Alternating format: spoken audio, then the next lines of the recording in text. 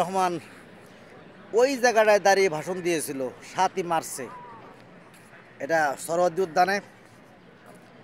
আর সেই জায়গায় আমি এসেছি এখন। এই যে পুরোটাই শেখ হাসিনার করা, ও যে সে ভাস্কর্য, এখন এই মানে ইয়াটা ওই জায়গায় সাথে পারছি রক্ত যখন দিয়েছি, রক্ত আরও দেবো, এদেশে মানুষদের মুক্ত করে ছাড়বো ইনশাল্লাহ।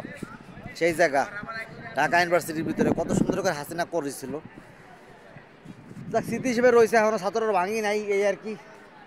সব কিছুতে ভেঙে ফেলছে আমার বাংলাদেশের ছেলেরা, ছাত্ররা। এইটাই আছে ঢাকা ইউনিভার্সিটির ভিতরে, আর সব ভাঙা চুরিয়ে চুরমার করে দিছে। তারপরেও এখানে পুলিশই পাহারা দেয়। আজকে দেখলাম ছাত্র শিবিরের অনুষ্ঠান আসছে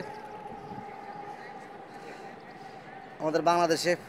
ডক্টর ইউনূস ছাত্র শিবিরের এখন আগের থেকে অনেক হয়ে গেছে, মানে আগে তো কোনো অনুষ্ঠানই করতে পারতো না শিবিররা, এখন পারে। ভালো, জয় বাংলা, ভালো থেকো সবাই। এই যে যে লাম্বাটা দেখছো, এটাই বঙ্গবন্ধু ভাস্কর্য। ওই জায়গায় দাঁড়ায় বঙ্গবন্ধু ভাষণ দিয়েছিল। আর এই দেশ স্বাধীন হয়েছিল 1971 সালে। ওকে, বাই বাই। পাখি পাখি কত পাখি এসছে ওখানে, এই যে পাখি আর পাখি উঠতেছে ভাস্কর্যের ভিতরে। আমি এসছি এখানে। Bye bye. এটা ঢাকা ইউনিভার্সিটি সরোয়ার্দী উদ্যান।